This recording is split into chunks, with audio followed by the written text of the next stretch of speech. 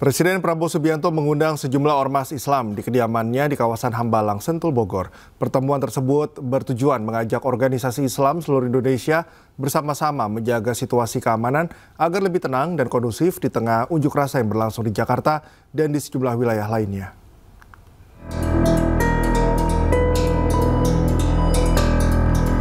Presiden Republik Indonesia Prabowo Subianto mengundang sejumlah ormas Islam di kediamannya di Hambalang, Sentul, Bogor. Sebanyak 16 pimpinan ormas diantaranya Muhammadiyah, NU, MUI, DDII, Hidayatullah, Al-Irsyad, Persis, dan KBPII. Ke-16 ormas melakukan dialog dengan Presiden Subianto beserta sejumlah Menteri Kabinet Merah Putih. Kami bersepakat untuk bersama-sama bahu-membahu berupaya untuk mengatasi keadaan, untuk mengajak kepada masyarakat supaya lebih tenang, dan insya Allah bersama-sama Presiden Prabowo Subianto di bawah pemerintahan beliau dan juga dengan dukungan dari para pemimpin umat, insya Allah bersama-sama kita bisa mengatasi apapun tantangan yang kita hadapi. Persatuan, keutuhan, dan masa depan bangsa itu perlu kita jaga bersama.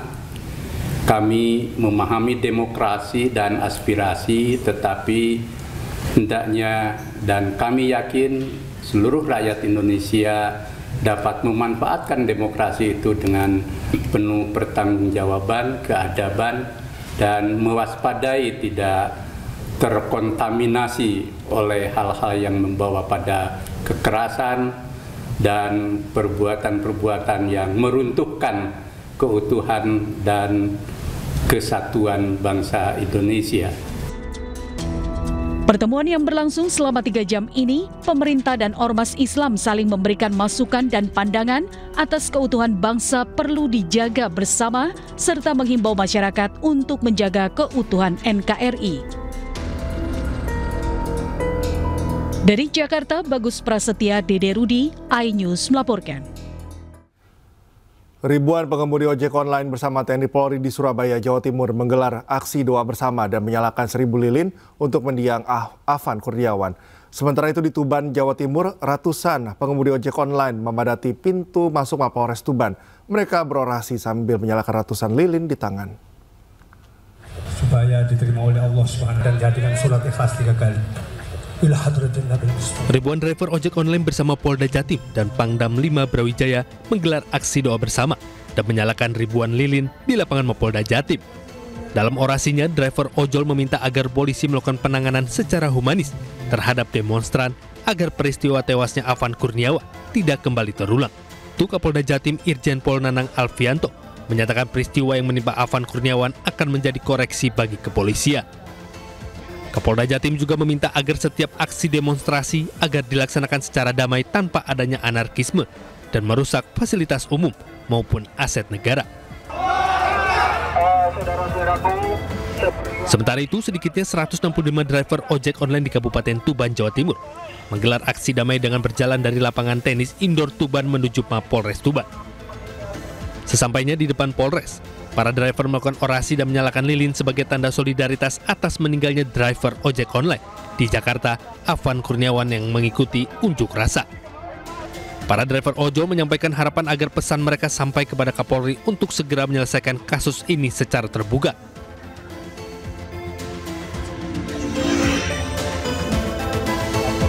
Komunitas ojek online di Kabupaten Sragen menggelar doa bersama untuk almarhum Afan Kurniawan. Selain doa bersama, penggalangan dana secara sederhana juga dilakukan untuk mengenang almarhum sebagai pejuang keluarga yang meninggalkan duka mendalam. Koordinator Komunitas Gojek Sragen, Cahyo Fajar, menegaskan doa bersama ini adalah simbol solidaritas dan harapan agar peristiwa tragis seperti ini tidak terulang. Tim Liputan iNews melaporkan. Rumah Eko Patrio, anggota DPR RI, fraksi Partai Amanat Nasional di Kuningan, Jakarta digeruduk massa.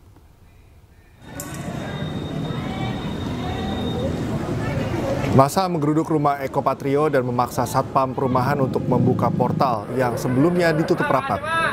Massa meminta tak ada yang boleh merekam, termasuk awak media. Aksi massa tersebut sempat dihalau oleh sejumlah personel TNI dan Kodam Jaya yang berjaga. Personel TNI sempat melakukan pendekatan persuasif agar massa tak masuk ke dalam rumah milik Eko Patrio. Namun upaya itu tak diindahkan.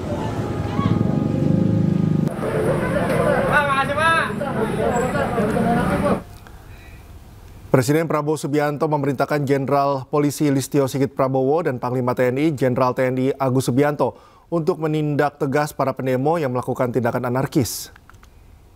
Bapak Presiden memerintahkan kepada saya dan Panglima khusus terkait tindakan-tindakan yang bersifat anarkis. Kami, Panglima dan Kapolri, TNI dan Polri diminta untuk mengambil langkah tegas sesuai dengan ketentuan dan undang-undang yang berlaku. Jadi saya kira ini kami sampaikan agar masyarakat bisa menjadi lebih tenang, karena kami juga mendapatkan informasi terjadi kegelisahan di masyarakat, terjadi ketakutan, dan kami TNI Polri akan segera mengambil langkah di lapangan untuk segera memulihkan situasi keamanan. Usai mendatangi rumah duka Afan Kurniawan, Puan Maharani menjawab soal tunjangan anggota DPR RI yang disorot oleh masyarakat. Puan menjawab tunjangan tersebut hanya sampai bulan Oktober. Kan sudah disampaikan bahwa itu hanya sampai Oktober. Semua harus menahan diri dan jangan saling menyakiti, kita saling menghormati dan Kita ke informasi selanjutnya. Rieke Diah Pitaloka, anggota Komisi 6 DPR RI, menjawab soal tuntutan potongan gaji anggota DPR RI yang disuarakan pada aksi demo sejak 25 Agustus 2025.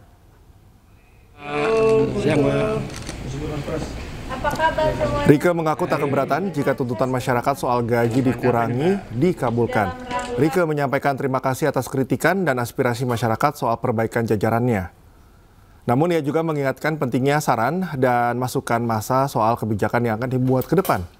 Selain itu, Rieke juga mendukung pengusutan 7 pelaku yang menabrak Afan Kurniawan, driver ojek online.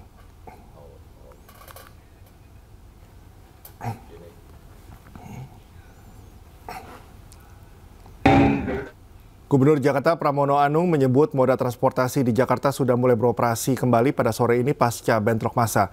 Pemulihan fasilitas transportasi diprioritaskan karena berdampak langsung pada mobilitas warga.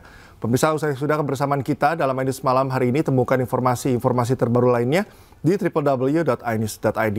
Cuplikan tayangan berita iNews dapat Anda saksikan di kanal YouTube @officialinews. Dan mewakili kerabat kerja yang bertugas, saya Cika Multazam pamit undur diri. Terima kasih, selamat malam dan sampai jumpa.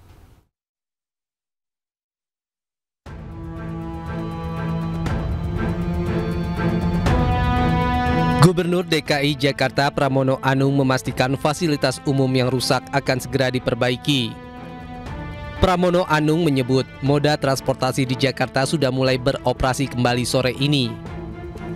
Hal tersebut disampaikan di Balai Kota usai Pramono mengunjungi rumah Afan, korban meninggal dunia akibat bentrokan massa. Pemulihan fasilitas transportasi diprioritaskan karena berdampak langsung pada mobilitas warga.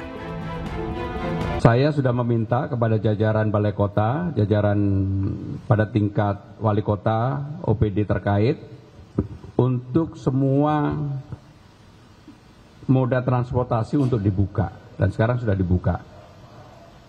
Armada yang menjadi kewenangan sepenuhnya dari BUMD Jakarta. Sekarang hampir semuanya sudah dibuka. Walaupun ada beberapa kerusakan, nanti saya jelaskan berikutnya.